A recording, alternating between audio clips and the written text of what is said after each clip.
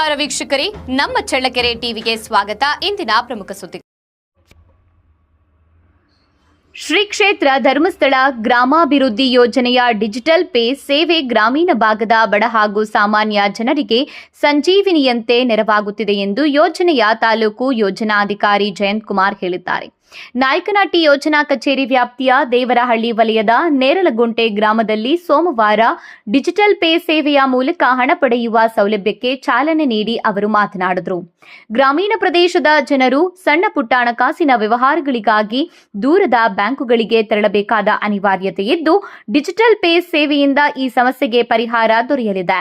ಗ್ರಾಮದಲ್ಲಿಯೇ ಸುಲಭವಾಗಿ ಹಾಗೂ ಸುರಕ್ಷಿತವಾಗಿ ಹಣ ಪಡೆಯಲು ಈ ಸೇವೆ ಸಹಕಾರಿಯಾಗಲಿದೆ ಎಂದಿದ್ದಾರೆ. ವಿಶೇಷವಾಗಿ ವಯೋವೃದ್ಧರು, ಮಹಿಳೆಯರು ಹಾಗೂ ಬ್ಯಾಂಕ್ ಸೇವೆ ಪಡೆಯಲು ದೂರದ ಪ್ರದೇಶಗಳಿಗೆ ತೆರಳಬೇಕಾಗಿದ್ದ ಗ್ರಾಮಸ್ಥರಿಗೆ ಡಿಜಿಟಲ್ ಪೇ ವ್ಯವಸ್ಥೆ ಹೆಚ್ಚು ಅನುಕೂಲವಾಗಿದೆ. ಸಮಯ ಹಾಗೂ ಪ್ರಯಾಣದ ವೆಚ್ಚವನ್ನು ಉಳಿತಾಯ ಮಾಡುವುದರ ಜೊತೆಗೆ ಅಗತ್ಯ ಸಂದರ್ಭದಲ್ಲಿ ಹಣ ಪಡೆಯಲು ಈ ಸೇವೆ ನೆರವಾಗಲಿದೆ ಎಂದು ತಿಳಿಸಿದ್ದಾರೆ.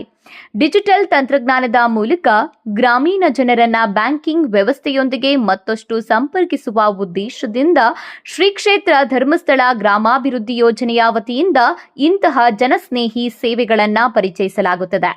ಗ್ರಾಮೀಣ ಭಾಗದ ಪ್ರತಿಯೊಬ್ಬರಿಗೂ ಬ್ಯಾಂಕಿಂಗ್ ಸೇವೆ ಸುಲಭವಾಗಿ ದೊರೆಯುವಂತಾಗುವುದು ಇದರ ಮುಖ್ಯ ಉದ್ದೇಶವಾಗಿದೆ ಎಂದು ಜಯಂತ್ ಕುಮಾರ್ ಹೇಳಿದ್ದಾರೆ.